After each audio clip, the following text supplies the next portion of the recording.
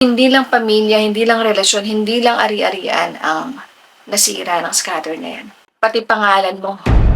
Kung titingnan mo talaga kung magkano na ipatalo mo, natalo ka ng 100,000. Talagang manghihinayang ka and you will feel bad.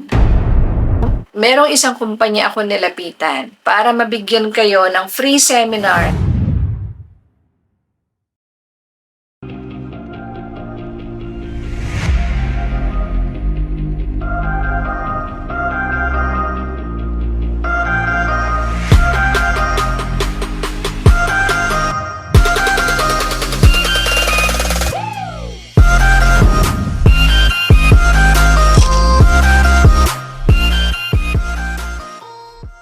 Hindi ko akalain na magva-viral pala ang video na ginawa ko tungkol sa scatter.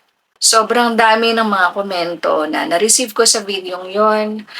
Marami ang nagkukwento kung ano ang mga nangyari sa kanila sa pagkakalulong nila sa sugal na ito. Bagamat mayroon din namang mga nagsasabi na hindi naman daw masama ang sugal dahil kailangan mo lang itong lapatan ng disiplina, ay hindi natin maikukuble ang katotohanan na napakaraming Pilipino ang nalulong at nasira ang buhay dahil dito. Kung babasahin natin ang mga comments dun sa video na yon, maaawa ka manlulumo dahil sa kwento nila kung ano ang mga naipatalo nila.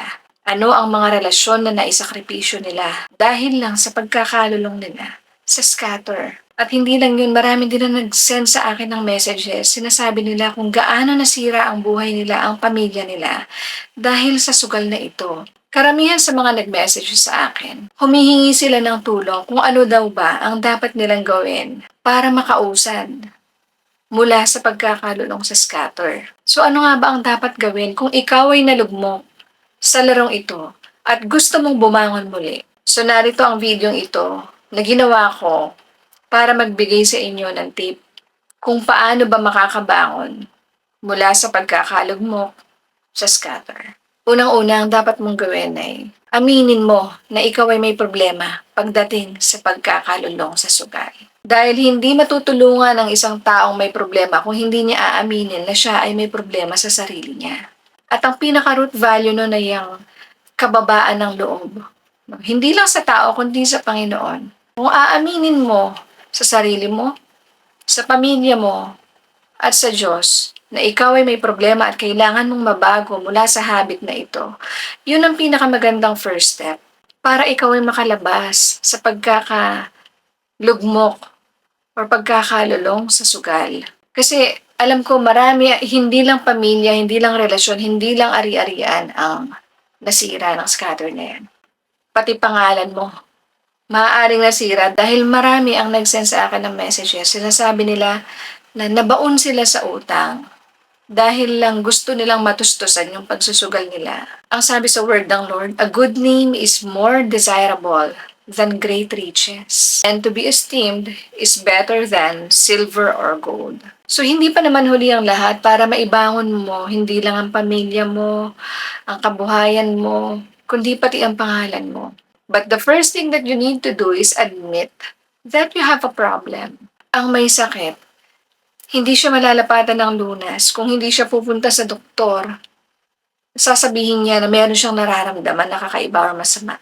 So, ganun din naman pagdating sa unhealthy habits gaya ng sugal. Ikalawa, ito napaka-importante. Never ever look at the regrets of the past. Huwag na huwag mong titingnan at panghihinayangan kung yung nangyari na sa'yo na pangit sa nakaraan. Marami kasi ang alam mo yun, marami ang hindi makalabas sa pagkakalulong sa sugal dahil gusto nilang bumawi. Nakatingin sila dun sa kung ano ang nawala sa kanila. So sa kagustuhan nilang bumawi dahil dun sa nawala sa kanila, hindi nila namamalayan na mas lumalala yung drive nila para makuha kung ano yung nawala. Wala na yun eh. Nawala na, no? Kung nawala yung pera na yun, dahil sa sugal, huwag mo nang pagpursigihan na mabawi yun dahil sa sugal. Maraming paraan para mabawi mo yung kung ano yung mga nawala sa'yo. And sugal is not the first option that you need to do. Kasi kung titingnan mo talaga kung magkano na ipatalo mo, natalo ka ng 100,000. Talagang manghihinayang ka and you will feel bad. At gugustuhin mo para magkaroon ka ng parang paghigante dun sa kumuha ng pera sa'yo, which is the game itself. Maglalaro ka ngayon, tatry mong i-beat yung sistema nila. Pero kasi ang mga online games, those are programmed na ang gumawa rin mga tao. And it's a business, no? So, yung probability na manalo, magkaroon ng payout sa mga games na yan, mas maliit pa rin kaysa dun sa probability na marami ang matatalo. So, wag na wag mong titingnan o panghihinayangan na yun nawala sa'yo. Hayaan mo na yon. Charge it to experience. Nawalan ka ng pera, take all the lessons you could get mula dun sa bad experience na yun. But never ever try to get even sa game. Don't look at the distant future na hindi mo alam kung anong gagawin mo, paano na pag ganito, paano na pag ganyan, paano ko mababayaran to. You know what? The past and the future, ang dalawang yun hindi pa nag-exist at hindi na nag-exist. What you have is today. So take everything one day at a time. Huwag mong poproblemahin yung problema ng kinabukasan dahil tomorrow will worry about itself. Kung ano yung problema mo ngayon, yun muna ang lutasin mo. Piliin mong mabuhay sa present. Be in the moment. Kasi kung iisipin mo yung past and future, mawawalan ka ng focus sa kung ano ang dapat mong gawin ngayon. Makukulta ang utak mo. You only have today. So do what you need to do today. Number 3, ito, kailangan to ng matinding disiplina. Panindigan mo yung desisyon mo. Kung desisyon mo na talikuran ang pagsascatter, do all the necessary steps para talikuran mo yan. Hindi mo lang yan tatalikuran. Maglalakad ka na palayo. Kasi kahit tinalikuran mo yan, kung andyan pa rin, easily accessible ang sugal sa'yo. Walang mangyayari, matutukso at matutukso ka. Lagi mong tatandaan, ang problema hinaharap, ang tukso tinatakbuhan. Hindi mo pwedeng harapin ang tukso at takbuhan ang problema. Kasi most likely ang mangyayari, you will fall into temptation. So kung gusto mo na magbagong buhay, talikuran ng scatter. Uninstall mo. Huwag mo munang kausapin yung mga kaibigan mo na ahente o naghihikayat sa'yo na maglaro. Anything that will influence you to go back to gambling, talikuran mo. Because that's how you get free. You run away from it. Human as we are, weak tayo sa temptations. We're not designed to face it with the intent na sure tayo na ma-overcome natin yun. Marami na fall sa temptation. Number 4, develop a healthy habit.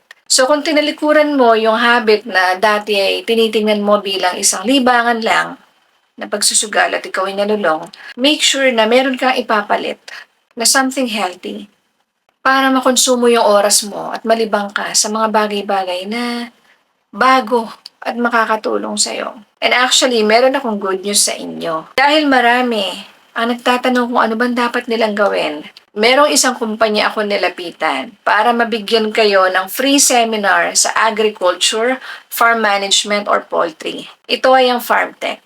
Ang FarmTech ay naglalayon na tumulong sa mga Pilipino na magkaroon ng sarili nilang kabuhayan sa industriyang ito. At ang mga webinars dito ay online at itong ino-offer sa akin ay libre lang. So para sa mga first 60 viewers na gustong mag-enroll dito sa FarmTech webinars na ito, mag-register lang kayo sa link at gamitin ang code na LTakashi. Yan. Libre po yan at walang bayad. So salamat FarmTech sa kagustuhan mo na makipag-tie up sa akin para matulungan yung mga ilan sa ating mga kababayang Pilipino na nalulong sa scatter. And number 5, develop a personal relationship kay God. Madalas kasi ang tingin natin kay God, kailangan involved lang siya sa mga malalaking decisions ba? Madalas ganun tayo eh.